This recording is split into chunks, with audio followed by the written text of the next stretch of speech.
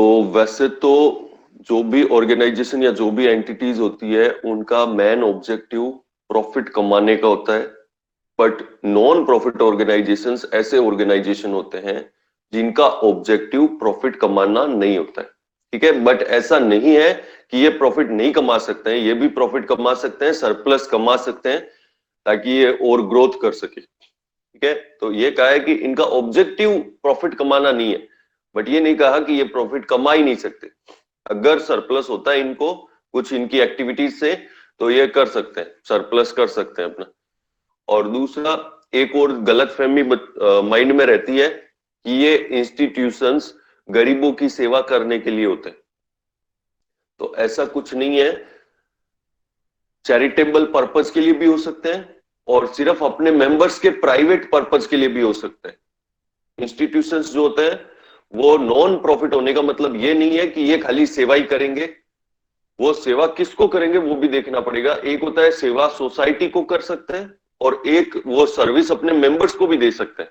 Clear है? जैसे example, best example है क्लब, स्पोर्ट्स क्लब बना हुआ है। अब वो स्पोर्ट्स क्लब क्या गरीबों को डोनेशन देता है, गरीबों की पढ़ाई करवाता है? क्या नहीं करवाता। वो अपने सिर्फ मेंबर्स को स्पोर्ट्स के अंदर पार्टिसिपेट करवाता है, उनको प्रमोट करता है, उनका स्पोर्ट्स की जो भी नीड्स है उनको फुलफिल करता है। क्लियर है? जैसे टैक्सी यूनियन बनी हुई है तो वो खाली टैक्सी वालों के इंटरेस्ट को प्रोटेक्ट करती है, वो कोई समाज सेवा का काम नहीं करते या फिर वो कोई चैरिटेबल काम नहीं करते हैं। क्लियर है? तो इसलिए ये चीजें क्लियर रखना कि प्रॉफिट नहीं कमाने का मतलब ऑब्जेक्टिव प्रॉफिट कमाना नहीं है, कुछ और है। और वो ऑब्जेक्टिव या तो चैरिटेबल काम हो सकता है और या फिर अपने मेंबर्स के इंटरेस्ट को प्रोटेक्ट करना भी हो सकता है। चैम्बर बना हुआ है, चार्टर्ड अकाउंटेंट्स का चैम्बर बना हुआ है, डॉक्टर्स का एक चैम्बर बना हुआ है। कह रहे ये चैम्बर क्या काम करता है? डॉक्टर्स के इंटरेस्ट को प्रोटेक्ट करता है, लॉयर्स के इंटरेस्ट को प्रोटेक्ट करता है। तो वो कोई चैरिटेबल काम नहीं कर रहे हैं, बट उनका ऑब्जेक्टिव प्रॉफिट कमाना नहीं बल्कि अपने मेंबर्स के इंटरेस्ट का प्रोटेक्शन करना है। तो वो भी किस में आएंगे? एनपीओ के अंदर आएंगे, not for profit organisation. Clear है? तो एनपीओ की डेफिनेशन वाइड है थोड़ी सी। उसके अलावा आपके जो सोसाइटीज आपने सुना होगा, बहुत सारी सोसाइटीज बनती है। एक कोऑपरेटिव सोसाइटी बनती है जहां पे मिल करके कुछ कॉमन ऑब्जेक्टिव के लिए लोग जुड़ जाते हैं और बहुत बड़े बड़े यहाँ पे फ्रॉड भी होते हैं। ठीक है, तो ऐसा कहना कि ये हमेशा चैरिटी करने के लिए होते हैं, सही नहीं है। Schools, colleges are also the example of cooperative society. Trust के अंदर होता है। अच्छा, इनको सॉरी कोऑपरेटिव सोसाइटी नहीं, सॉरी एनपीओ के एग्जांपल्स है। स्कूल कॉलेजेस है वो एनपीओ के एग्जांपल्स है। और इन एनपीओज को, नॉट प्रॉफिट ऑर्गेनाइजेशंस को जो चलाते हैं वो लोग मालिक नहीं होते हैं, ओनर्स नहीं होते हैं यहाँ पे। उनको या तो हम लोग ट्रस्टीज बोलते हैं या फिर मैनेजिंग कमेटी बोलते हैं। ठीक है, जो एनपीओ को चलाते हैं उनको हम लोग या तो ट्रस्टीज बोलते हैं या फिर हम लोग मैनेजिंग कमेटी बुलाते हैं। जैसे आपने स्कूल के अंदर देखा होगा ट्रस्टीज होते हैं। ठीक है, तो ट्रस्टीज का काम होता है कि जो ट्रस्ट के ऑब्जेक्टिव्स हैं उनको फुलफिल करना अवेलेबल रिसोर्सेज के साथ में। तो पहली चीज तो एनपीओ का क्लियर हुआ डेफिनेशन। तो प्रॉफिट ऑर्गेनाइजेशन से ये किस तरह से डिफरेंट है? इनका मोटिव, सबसे मेन डिफरेंस इनका हो गया मोटिव। प्रॉफिट ऑर्गेनाइजेशंस, बिजनेस जो होते हैं वो प्रॉफिट कमाने के मोटिव के साथ काम करते हैं। उनका सबसे पहला मोटिव ही क्या होता है? प्रॉफिट कमाना होता है। इनका पहला मोटिव सर्विस करना होता है, सर्विस देना होता है और दूसरी चीजों को प्रमोट करना होता है। कोई टूरिज्म को प्रमोट करेगा, कोई एजुकेशन प्रमोट करता है, कोई स्पोर्ट्स प्रमोट करता है और मेंबर्स को सर्विस देना होता है। क्लियर है सबको एनपीओ की डेफिनेशन? अच्छा, अब ये भले ही प्रॉफिट कमाने के लिए नहीं चलते हैं बट ये लोग भी अपना जो भी हिसाब किताब है उसको तो मेंटेन करेंगे ही करेंगे। ठीक है, तो इनका हिसाब किताब ही हम इस चैप्टर के अंदर पढ़ने वाले हैं कि ये लोग अपना हिसाब किताब कैसे मेंटेन करते हैं, कौन कौन से ये लोग अकाउंट्स बनाते हैं और कैसे कैसे इनकी अकाउंटिंग जो होती है वो अपने जो नॉर्मल अकाउंटिंग है उससे किस तरह से डिफरेंट है। ठीक है, तो हम लोग इस तरह के ऑर्गेनाइजेशन जिनका ऑब्जेक्टिव प्रॉफिट कमाना नहीं है और मोस्टली ये कोई प्रोडक्शन एक्टिविटीज वगैरह में इन्वॉल्व नहीं होते हैं, ट्रेडिंग भी नहीं कर रहे होते हैं, ये क्लियर है, कुछ और ही काम कर रहे होते हैं। तो इनके प्रॉफिट लॉस को कैसे कैलकुलेट करते हैं, कौन कौन से अकाउंट या स्टेटमेंट बनेंगे, वो हम इस चैप्टर में समझेंगे। तो अब सबसे इंपॉर्टेंट बात जो अभी इसका जैसे जैसे अब कंसेप्ट समझ रहे हैं उसके साथ ही ये ध्यान रखना, यही सारी चीजें प्रैक्टिकल में यूज आने वाली है। आपको सबसे पहले पता होना चाहिए कि ये पैसा कहां से आता है इनके पास में, नॉट फॉर प्रॉफिट ऑर्गेनाइजेशंस के पास में पैसा कहां से आता है, पैसा कैसे आएगा।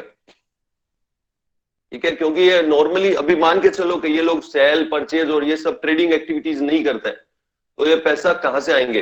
जैसे बिजनेस चालू होता है तो कैपिटल लगती है, मालिक कैपिटल लगाता है। यहाँ पे मैंने कहा कोई ओनर होता ही नहीं है, ठीक है, सारे जो है सब बराबर है, और कुछ चुने हुए लोग जो ट्रस्टीज होते हैं वो इसको चलाते हैं। वो एक तरह से ओनर के बराबर का डिसीजन सब कुछ कर सकते हैं, बट वो असली मालिक नहीं होते हैं। मालिक इसका सोसाइटी होता है, या सारे मेंबर्स एक साथ मालिक होते हैं इसके। तो बताओ पैसा कहां से आएगा, सोर्सेज बताओ, सोर्सेज एनपीओ के सोर्सेज बताओ। अपनी स्कूल गवर्नमेंट क्यों देंगी, मेंबर्स फीस, धीरे धीरे धीरे बोलो। देखो हाँ, मैंने सुने, दो वर्ड सुने, एक डोनेशन सुना मैंने, ठीक है, तो आप अपनी स्कूल या आसपास की संस्थाओं का सोच के देखो। तो अभी देखो दुकान में कभी किसी को दुकान में किसी को डोनेशन मिला क्या, फैक्ट्री वाले को डोनेशन मिलता है क्या, नहीं मिलता। But not for profit organisation को डोनेशन मिलता है, क्योंकि ये सोसाइटी के लिए काम करते हैं। तो एक तो डोनेशन लिखा, एक गवर्नमेंट बोला था मुस्कान ने। मुस्कान, गवर्नमेंट क्यों देगी भाई पैसा? सर उस मतलब डोनेशन या वैसा ही कुछ। अच्छा वैसा ही कुछ, तो उसको देखो, उसको सुन लो क्या कहते हैं। गवर्नमेंट ग्रांट्स, जो बहुत बड़े लेवल पे कुछ काम कर रही होती है ना संस्थाएं, और गवर्नमेंट को लगता है कि ये संस्था बहुत अच्छा काम कर रही है, तो इसको थोड़ा सा हमें भी सहयोग करना चाहिए। तो गवर्नमेंट भी क्या देती है, ग्रांट्स देती है। दो फॉर्म में ग्रांट्स होती है, एक तो ऐसी ग्रांट दी थी गवर्नमेंट ने, ठीक है, मतलब डोनेशन ही समझ लो, और एक गवर्नमेंट ने कुछ पर्टिकुलर पर्पस के लिए ग्रांट दी थी, ठीक है। जैसे गवर्नमेंट कह रही है कि आपके वहां पे हम लोग स्पोर्ट्स के लिए है, तो मान लो आपके लिए वहां पे एक स्केटिंग ग्राउंड बना देंगे, ठीक है, या कुछ और पर्टिकुलर वो कर देंगे। तो दो तरह की ग्रांट देती है, एक को आप कह सकते हो रेवेन्यू नेचर की ग्रांट है, एक को कैपिटल नेचर की।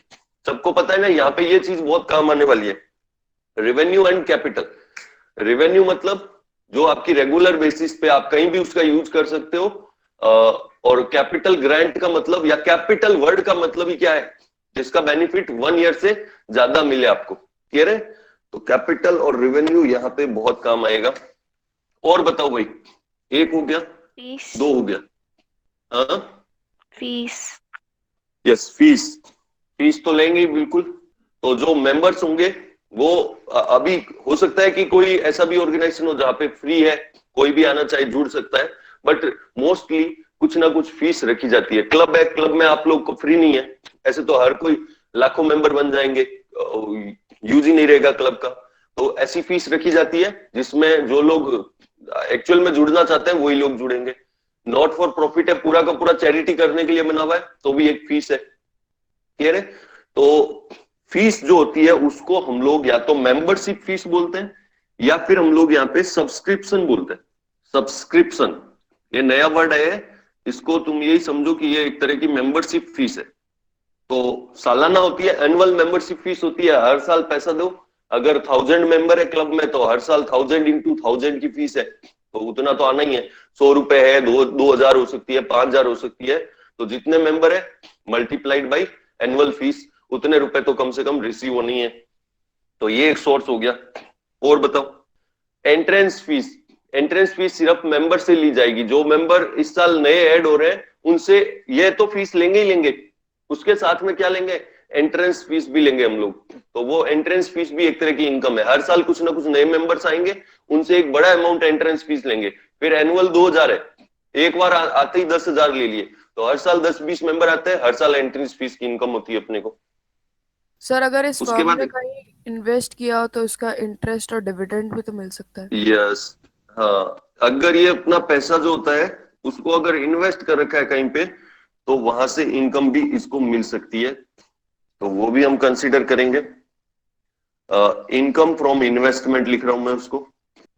और एक ये तो वर्ड आपने सुना ही होगा, life membership fees. What is life membership fees? Annual देने का झंझट खत्म, एनुअल देने का झंझट खत्म, लाइफ मेंबरशिप फीस दो एक साथ, फिर आप लाइफ टाइम मेंबर हो।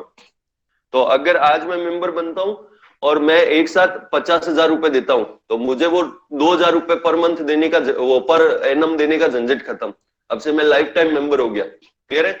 या 20,000 हो गया, जितना भी होता है, थोड़ा सा बड़ा अमाउंट होता है नॉर्मल फीस से, और उसके बाद में आपको एनुअल देने की जरूरत नहीं है, उसको बोलते हैं लाइफ टाइम मेंबरशिप फीस। तो इससे भी कुछ मेंबर हमेशा लाइफ टाइम देते रहते हैं, तो लाइफ टाइम मेंबरशिप भी कई नए मेंबर से अपने को मिलती है, तो वो अपना सोर्स हो गया। उसके बाद एक हो गया इनकम फ्रॉम इन्वेस्टमेंट। उसके बाद देखो एक और लिख रहा हूं मैं, legacy. What is legacy? Legacy सुना है? विरासत। Yes, sir. विरासत।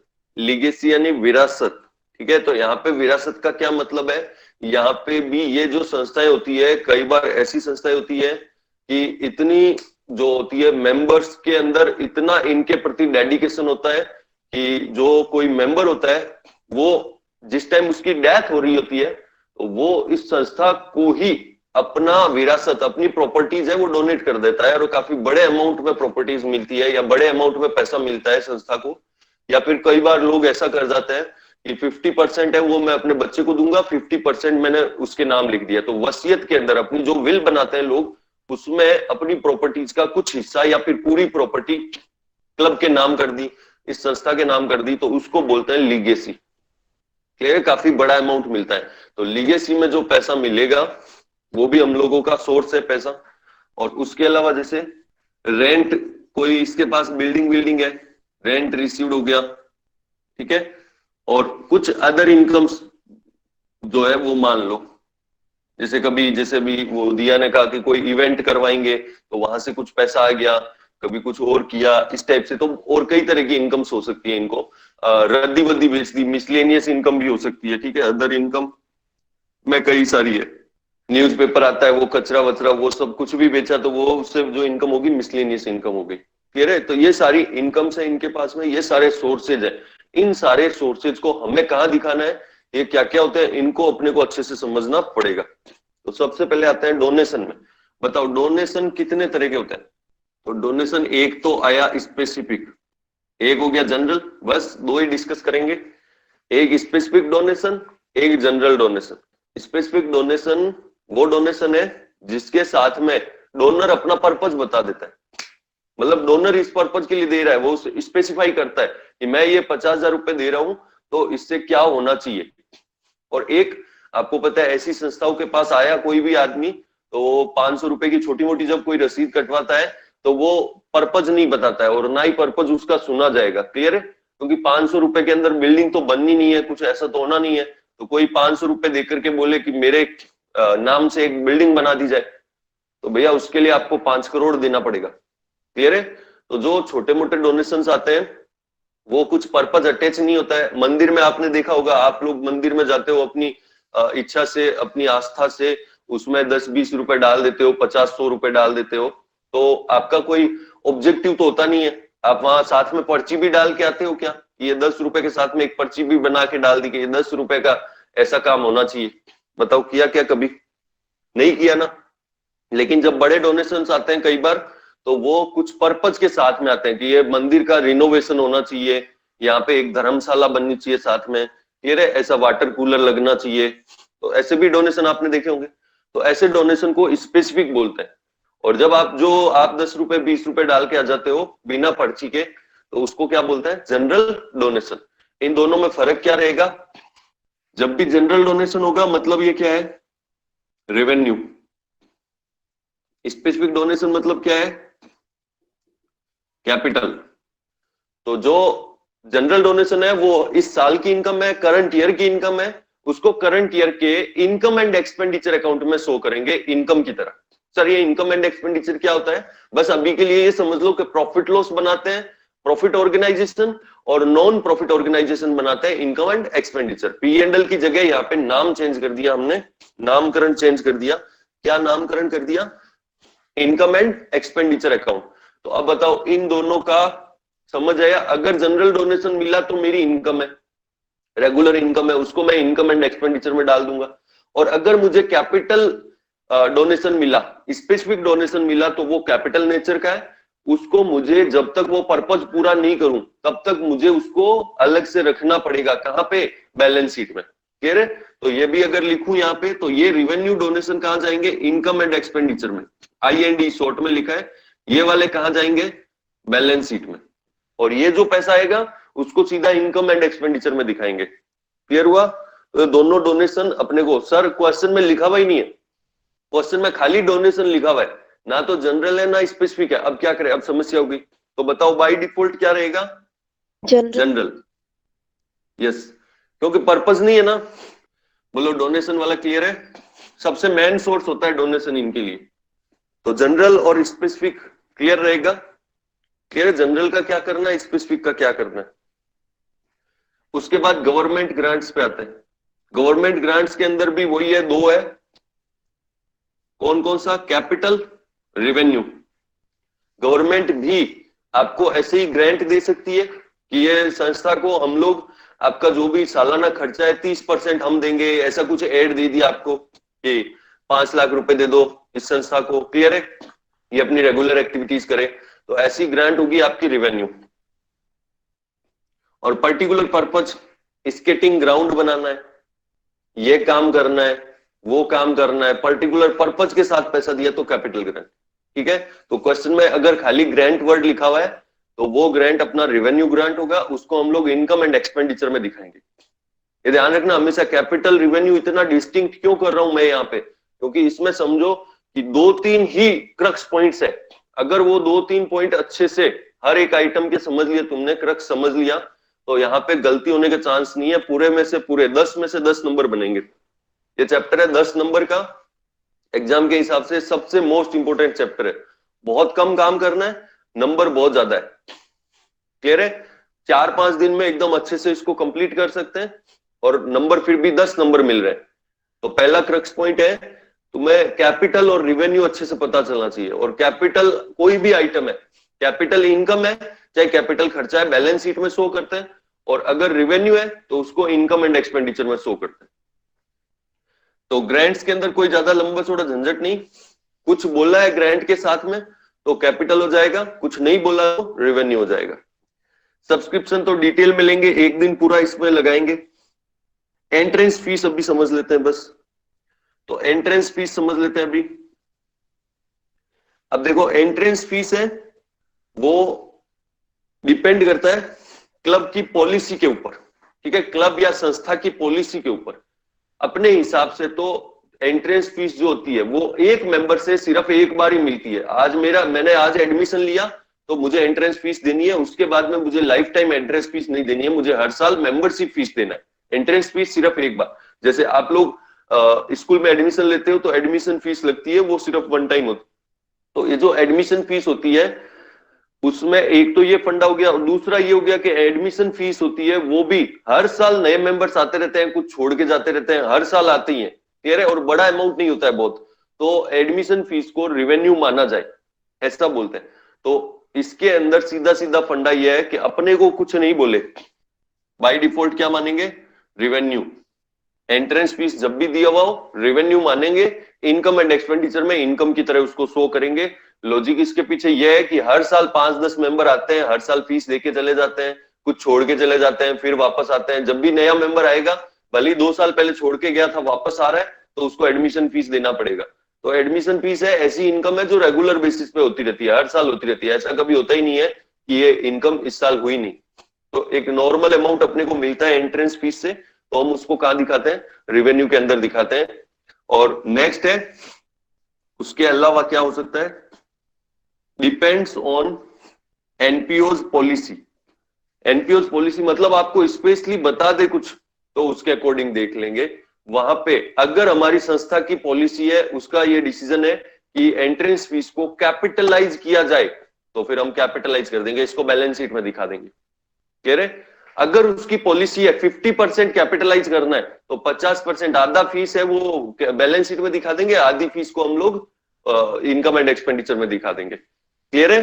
तो अगर कुछ नहीं कहा हुआ है, कोई पॉलिसी नहीं है क्लब के पास में, आपको कुछ मेंशन नहीं कर रखा, तो हम लोग इसको बाय डिफॉल्ट रेवेन्यू मानते हैं, इनकम एंड एक्सपेंडिचर में शो करते हैं। लेकिन अगर आपको क्वेश्चन में क्लब की पॉलिसी के बारे में बता रहा है, बोल रहा है कि क्लब की पॉलिसी है 50% कैपिटलाइज करो, 50% ये करो, तो आपको उसके अकॉर्डिंग काम करना है। वो कह दे 1/4 को कैपिटलाइज करना है तो 25% बैलेंस शीट में डाल दो, 75% इनकम में डाल दो, इनकम एंड एक्सपेंडिचर में। क्लियर है? जैसा वो बोलेगा वैसा हम इसमें काम करेंगे। कुछ नहीं बोलेगा तो हम इसको रेवेन्यू मानते हैं बाय डिफॉल्ट। तो ये एंट्रेंस फीस का फंडा रहेगा।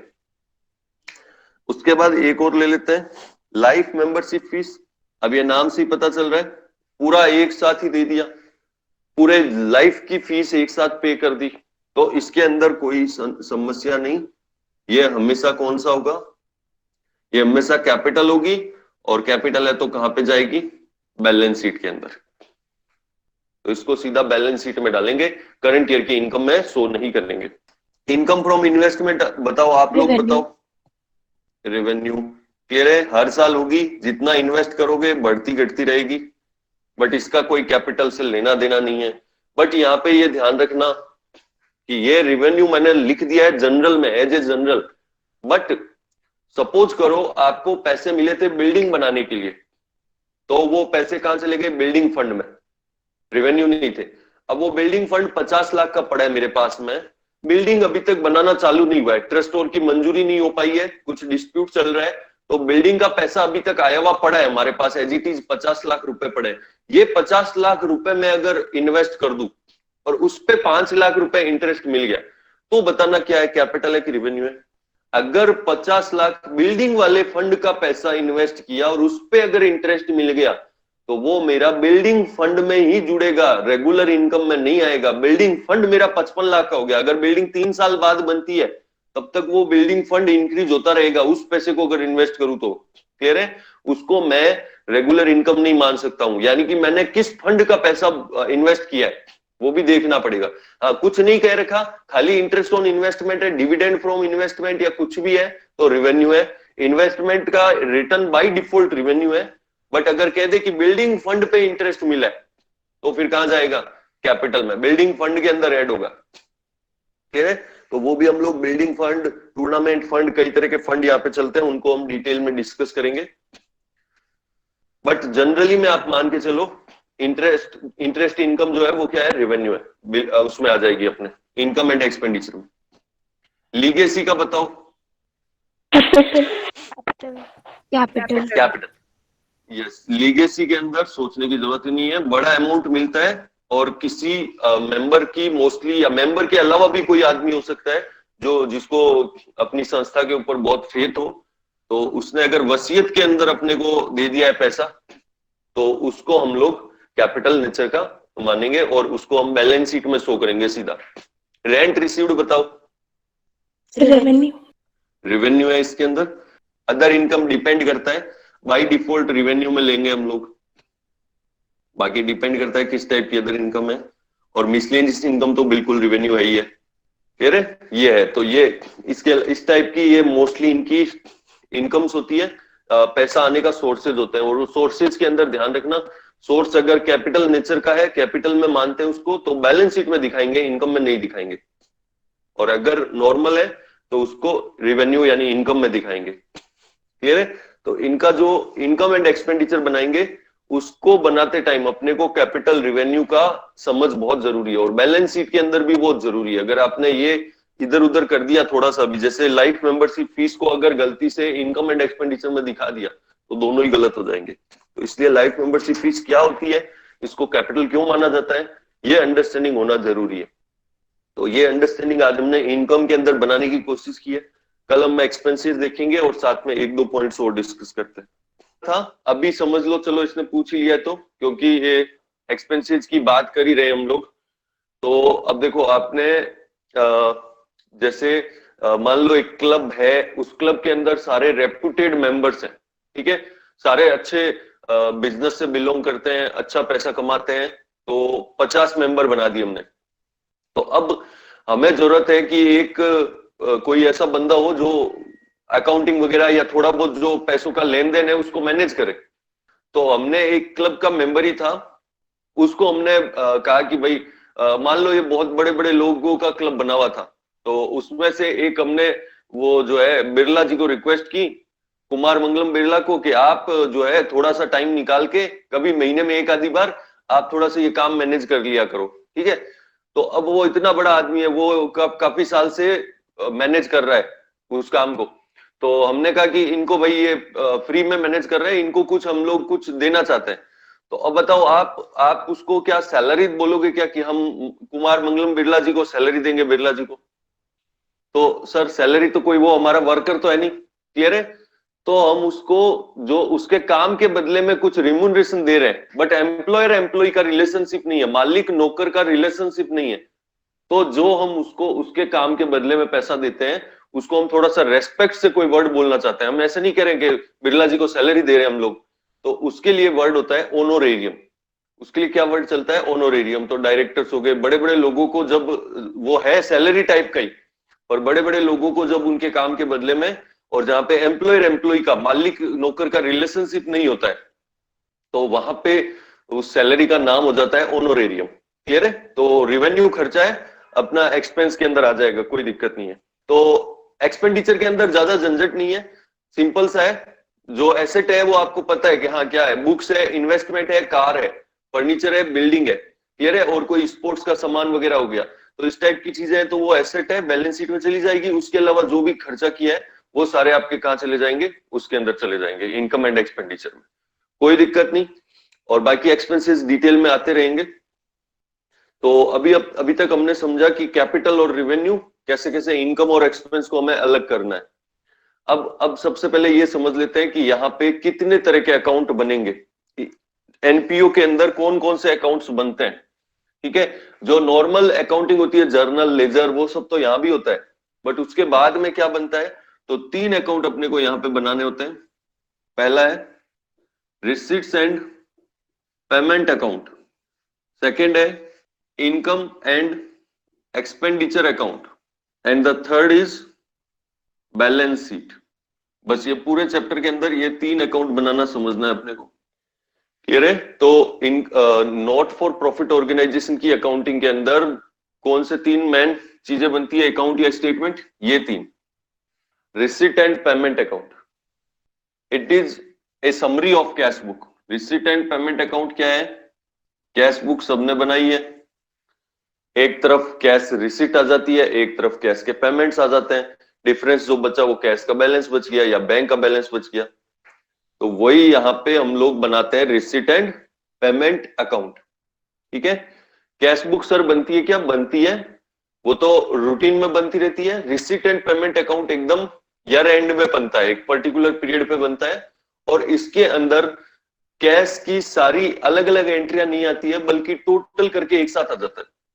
जैसे सब मेंबरशिप फीस अपने को बहुत बार रिसीव हुई होगी, 50 बार रिसीव हुई होगी साल भर में, तो उसको हम लोग मेंबरशिप फीस के नाम से सीधा रिसिट एंड पेमेंट में क्या दिखाएंगे? एक साथ टोटल करके दिखा देंगे, समरी दिखा देंगे। कैश बुक होती है वो डिटेल्ड होती है, डेट वाइज होती है। Receipt and payment account summary होता है, डेट वाइज नहीं होता है। इसके अंदर एंट्रियां टोटल में लिखी जाती है, यार वो एंट्री कब कब हुई थी उससे कोई मतलब नहीं, डेट नहीं होती है यहाँ। तो है एकदम सिंपल ही कैश बुक जैसा ही, और इसको हमें बना करके प्रैक्टिस करने की जरूरत ही नहीं है। यहाँ रिसीट जो भी पैसा आ रहा है, पैसा कहाँ से आएगा? जो अभी इनकम्स बताई थी, मेंबरशिप फीस आ गई, लीगेसी मिल गई, डोनेशन मिल गए, क्लियर है? और कोई इनकम हो गई, इंटरेस्ट ऑन इन्वेस्टमेंट रिसीव हो गया, सब रिसीट यहाँ लिखते जाओ।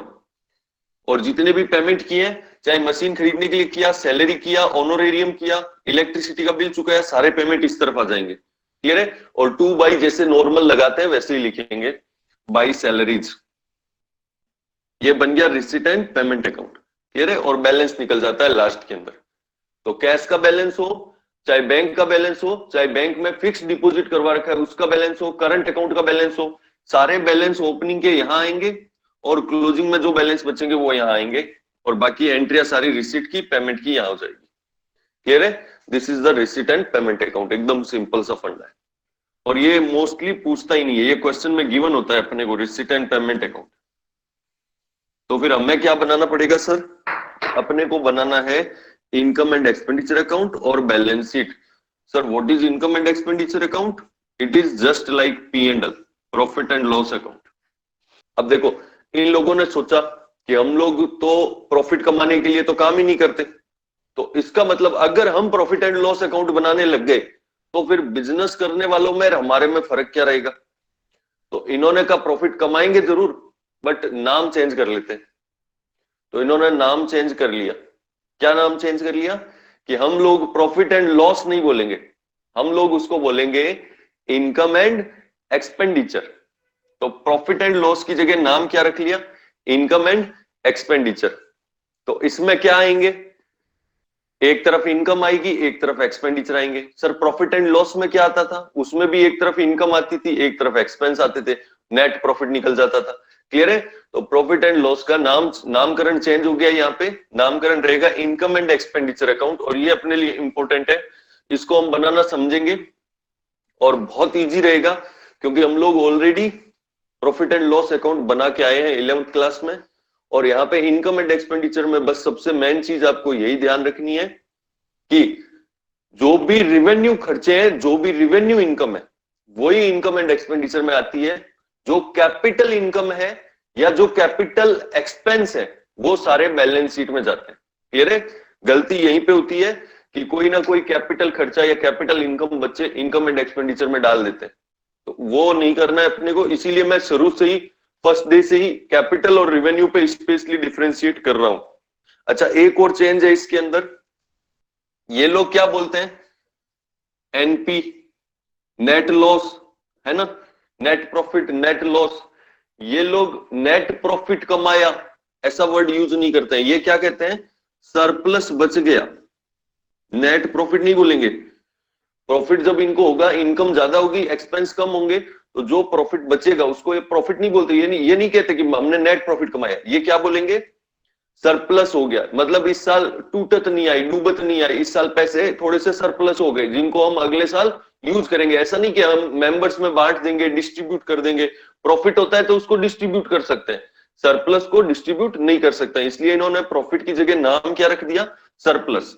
और सब सर अगर घाटा हो गया, कभी कभी नुकसान में चले गए, तो ये नेट लॉस नहीं बोलेंगे, ये क्या बोलेंगे, डेफिसिट हो गया। क्या हो गया, डेफिसिट हो गया इस साल। तो क्या करेंगे, इस साल कैपिटल फंड टूट गया, अगले साल से भरपाई कर लेंगे उसकी। तो surplus and deficit, net profit net loss की जगह क्या वर्ड चलेंगे, सरप्लस एंड डेफिसिट। है एग्जैक्टली वही, नेट प्रॉफिट नेट लॉस जैसे आप लोग निकालते थे वैसे ही आपको क्या निकालना है, सरप्लस डेफिसिट निकालना है। और बैलेंस शीट में कुछ बताने की जरूरत नहीं, सीधा बनाएंगे तब समझेंगे। बैलेंस शीट में वही है, एक तरफ लाइबिलिटीज होगी, एक तरफ एसेट होगी, इनके भी बैलेंस शीट तो वही रहनी है, उसमें कोई तीसरी चीज नहीं आ सकती कि हाँ सर यहाँ कुछ अलग तरह का होगा। एकदम आराम से जैसे जैसे बता रहा हूँ, धीरे धीरे एकदम आराम से चलते जाना, चीजों को एक एक करके समझते जाना।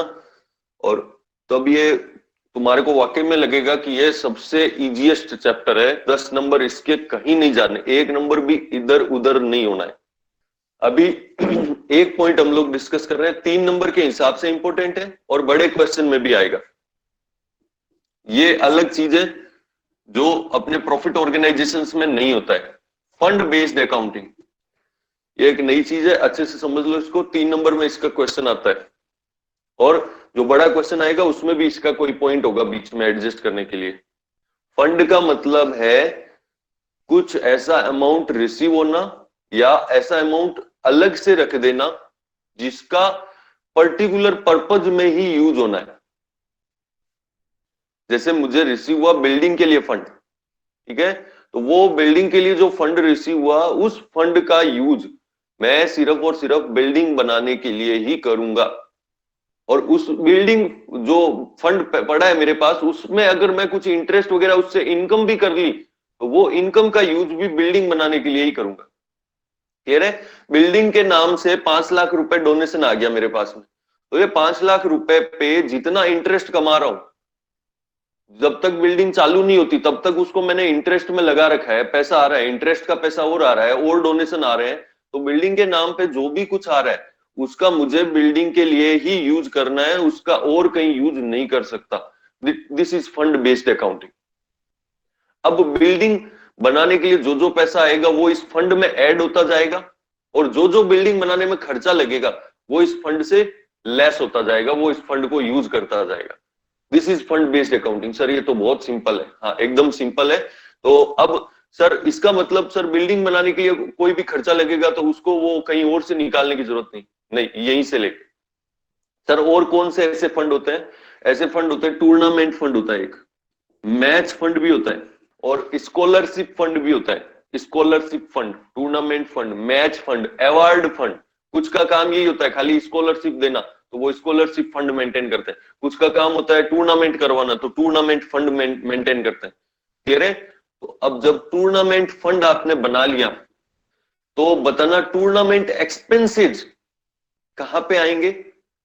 टूर्नामेंट एक्सपेंसेस कहां पे आएंगे? इनकम एंड एक्सपेंडिचर में शो करेंगे कि इस फंड के अंदर लेस करेंगे? इस फंड के अंदर इस लेस fund इस फंड में से लेस करेंगे।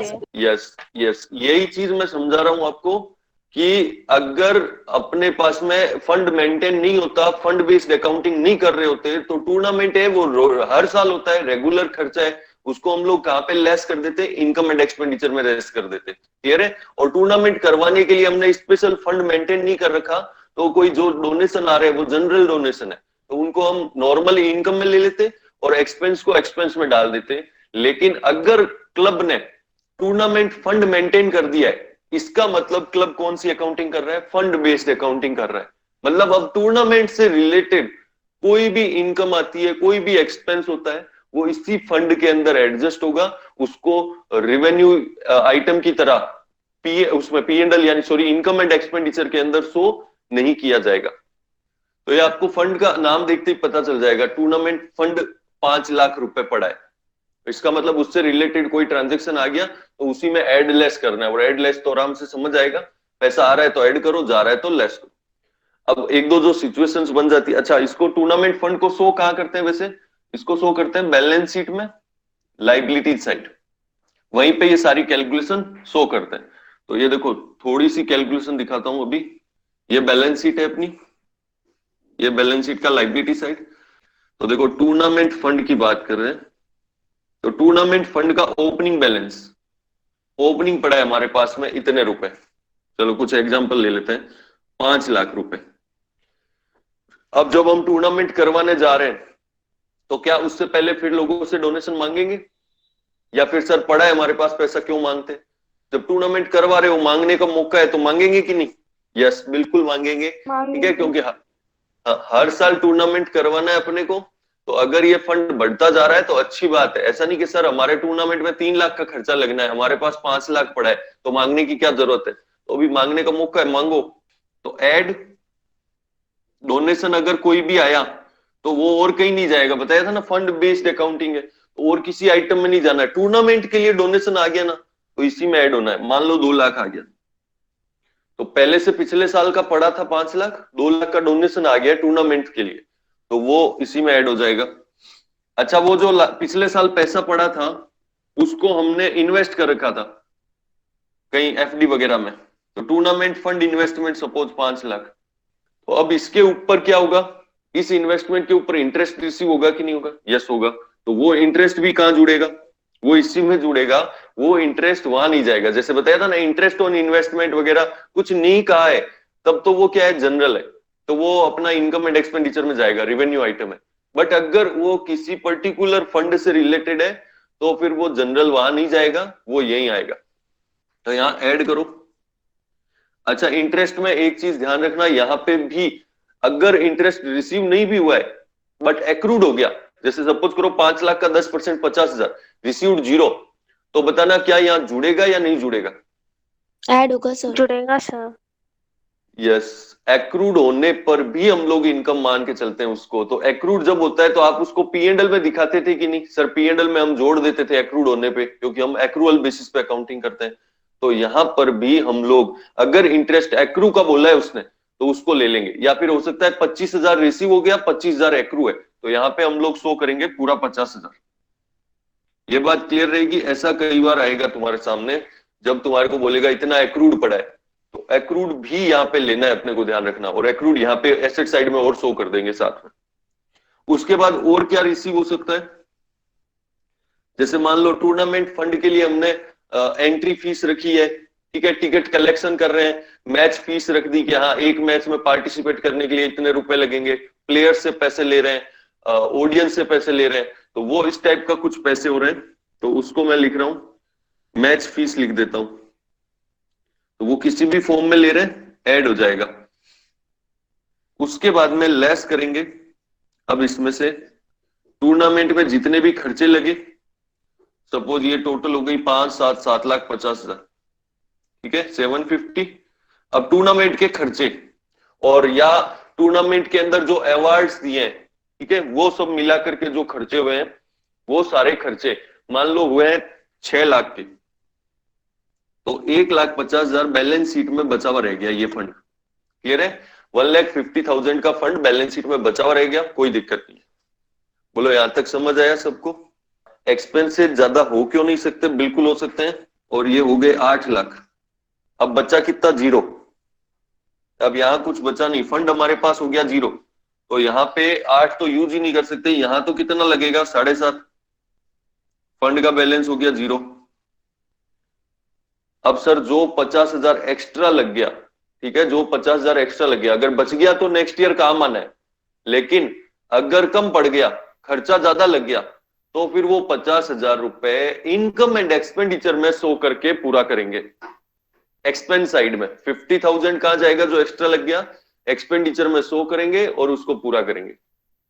बचा हुआ रह गया तो यहां पड़ा रहेगा, अगले साल काम आएगा, लेकिन ज्यादा लग गया तो वो जो लॉस है यहाँ का, वो इनकम एंड एक्सपेंडिचर में करंट ईयर के रिवेन्यू के साथ उसको एडजस्ट कर देंगे।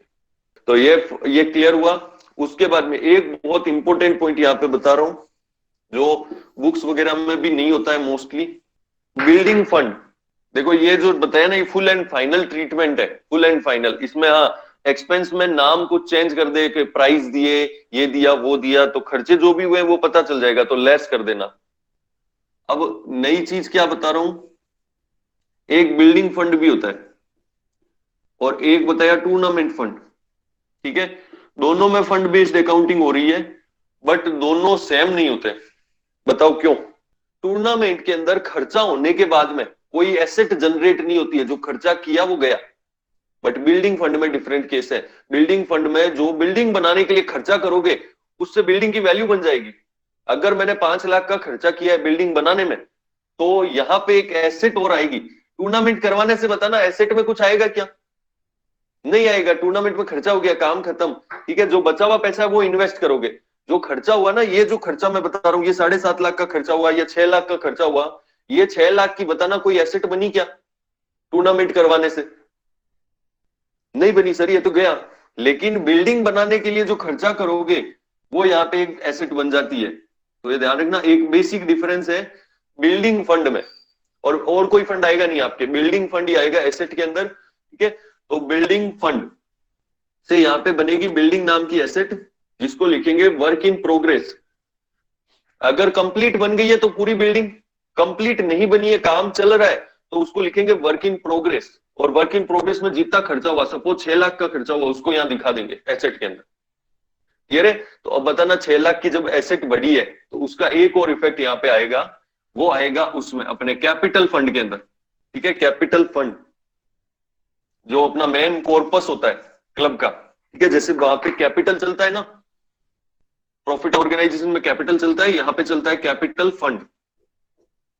तो कैपिटल फंड का opening balance add transfer from building fund 6 lakh. जितने की बिल्डिंग बनी है उतना यहाँ पे एसेट आएगी और इधर कैपिटल फंड की वैल्यू बढ़ेगी। क्लियर है? ये टूर्नामेंट फंड में ये चीज नहीं करनी है, लेकिन बिल्डिंग फंड अगर है तो ये स्पेशल एंट्री और आएगी साथ में। क्लियर है? तो फंड बेस्ड अकाउंटिंग के अंदर जितना सब कुछ था, सब कुछ डिस्कस हो गया।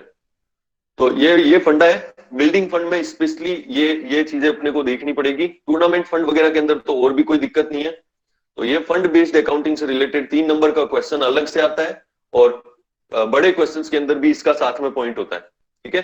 तो वहां पे भी कई बार बच्चा होता है, वो टूर्नामेंट फंड को इनकम एंड एक्सपेंडिचर में डाल देता है। तो जैसे ही आपने इनकम एंड एक्सपेंडिचर में डाला, गलत हो गया। इसको कहां लेना है? अलग से दिखाना है बैलेंस शीट के अंदर। तो अभी 3 नंबर के अंदर क्वेश्चन की बात कर रहे थे, तो ये भी तुम्हारा आज का होमवर्क है। 3 नंबर में ये क्वेश्चन भी बन सकते हैं थियरी के अंदर। ये तीनों ही है डिफरेंस बिटवीन। तो ये तीनों क्वेश्चन अपने आप देखने हैं। पहला क्वेश्चन है रिसीट पेमेंट और कैश बुक, अभी बता ही दिया था। देखो कैश बुक होता है वो डिटेल्ड होता है, receipt and payment account summary होता है। कैश बुक में डेट वाइज सारे ट्रांजेक्शन लिखते हैं, रिसिट एंड पेमेंट में डेट वाइज नहीं लिखते जाते हैं, टोटल में लिखते हैं। क्लियर है? तो ये डिफरेंसेस है cash book, receipt and payment के अंदर, कोई दिक्कत वाली बात नहीं है। तो इसके 3-4 डिफरेंस है, वो एक बार रीड कर लेना अच्छे से, बुक में गिवन है। तो ये हो गया 3 नंबर का क्वेश्चन एग्जाम में आ सकता है। एनपीओ प्रॉफिट ऑर्गेनाइजेशन, ये डिफरेंस आपको पता है, फिर भी एक बार अच्छे से देख लेना। और इनकम एंड एक्सपेंडिचर और P&L में भी एक डिफरेंस आता है। तो इनकम एंड एक्सपेंडिचर जब समझेंगे तो साथ में समझ लेंगे, कुछ खास दिक्कत नहीं है। तो ये पहला डिफरेंस तो यही हो गया कि ये बिजनेस ऑर्गेनाइजेशन बनाते हैं, ये नॉट फॉर प्रॉफिट ऑर्गेनाइजेशन बनाते हैं। क्लियर है? पहला डिफरेंस तो सामने है। दूसरा, यहाँ पे प्रॉफिट लॉस कैलकुलेट होता है, यहाँ पे सरप्लस और डेफिसिट कैलकुलेट होता है। क्लियर है? तो ये 3 डिफरेंसेस के क्वेश्चन है, इसमें से एक क्वेश्चन 3 नंबर के अंदर आ सकता है। तो ये तीनों आपको अच्छे से पता होने चाहिए। और एक आपको बताया अभी फंड बेस्ड अकाउंटिंग वाला, तो 3 नंबर में मोस्टली तो प्रैक्टिकली क्वेश्चन आया है, बट अगर थ्योरी क्वेश्चन आता है तो 100% इन तीनों में से एक डिफरेंस पूछेगा आपको। और सर 1 नंबर में क्या क्वेश्चन आएगा? 1 नंबर में क्वेश्चन आएगा ये जो सोर्सेज बताए थे, कैपिटल रेवेन्यू, इस टाइप का कुछ क्वेश्चन पूछ सकता है।